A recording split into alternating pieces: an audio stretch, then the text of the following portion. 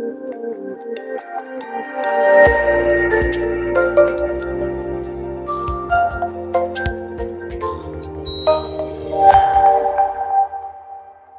everyone, joined by Tom up at Uriah. Time to take a look at our runners on the weekend, and it's quite a busy one to get through. So let's kick off on Friday night at the Valley in the opening event over 1200 metres for 3-year-olds. Kulasa, Luke Nolan, gate 2. She was an excellent win at Moonee Valley first start. A little bit disappointing down the straight second up, but I'll forgive her for that, and I think she can bounce back here tomorrow night. Race 2 is a listed event for 2-year-olds over the 1200 metres. 2 runners. The first is Surreal Step, Mark Zara in gate 9.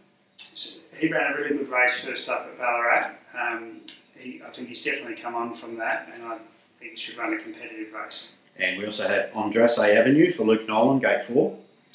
A really smart winner at Moonee Valley, and has been working extremely well. I think she'll be hard to beat. Race 3 over the 1200 metres. First up from a spell, Tycoon Dancer Liam Riordan, gate 6. I think he'll run a competitive race, but watch for him to improve into his prep. Race 6 is the Group 3 Alexandra Stakes over the mile. We've got 2 runners. The first is for 2 for John Allen, gate 4.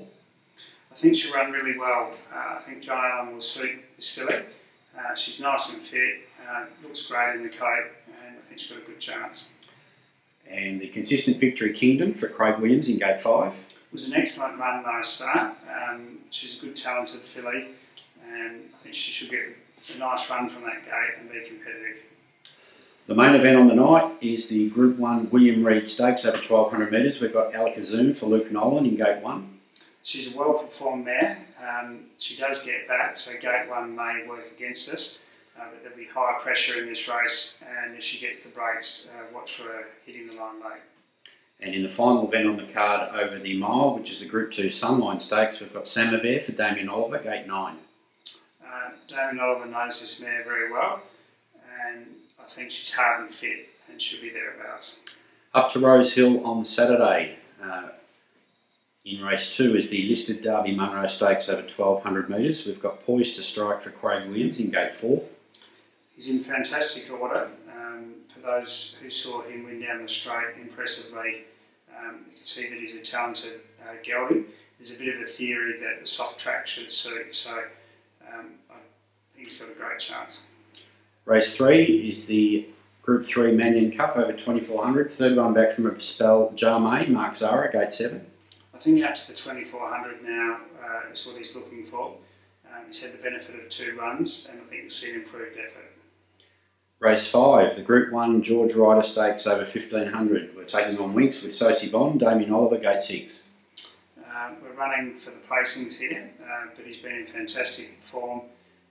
50 stars form, running place up second has been proven, and he's actually performed well in Sydney in the past, and softish ground should suit.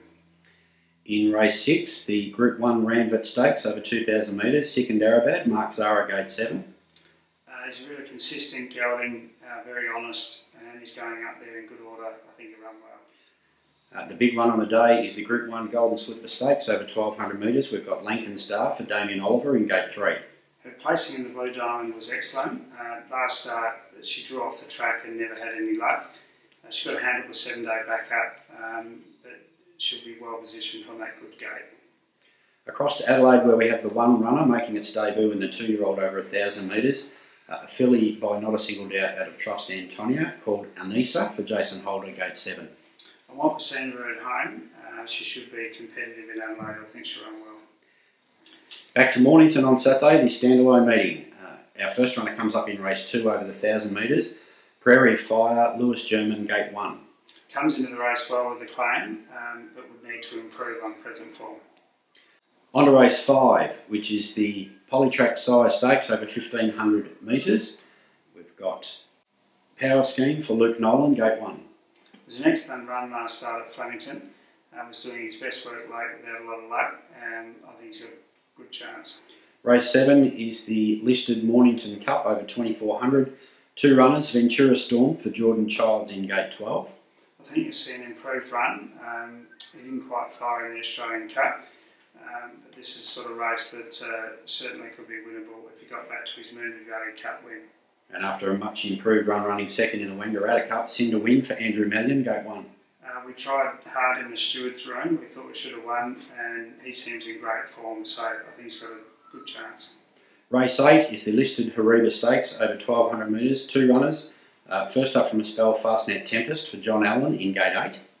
Seems to have come up really well this prep. 1200 might be a little bit on the short side, but he's certainly one for the punters to follow as he gets into his prep 14 and maybe up to a mile. And second up from a spell, Snitson for Luke Nolan in gate 13. He's another horse that was an excellent run first up. He's coming back from a suspensory injury. He's lovely and sound at the moment. This might be still a fraction on the short side, but once again I'm following the following start at 1400. And the final event on the card is the Stella Guineas over 1600 metres. We've got Basil for Luke Nolan, gate 3. Won well at his last start. He's lovely and fit, and now that the penny's dropped, he should be thereabouts. Looks a tough weekend, Tom, but can you steer us into a winner? I'm going to stick with Cloister again. I've tipped her when she was disappointing at Flemington, but I think back at Moonee Valley you'll see an improved race, and another horse that I think is heading the right way is Power Scan. Thanks, Tom.